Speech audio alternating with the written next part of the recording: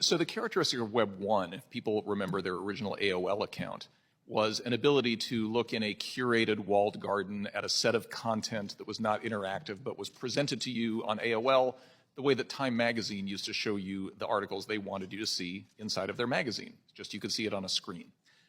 The innovation of Web 2 was that suddenly you could not only read content, but you could also write content. This is when the blogosphere became a big thing. People remember this from the late 90s, the early 2000s.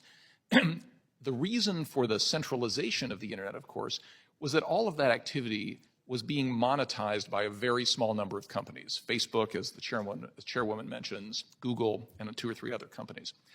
What makes Web 3 different is the ability to own the actual network.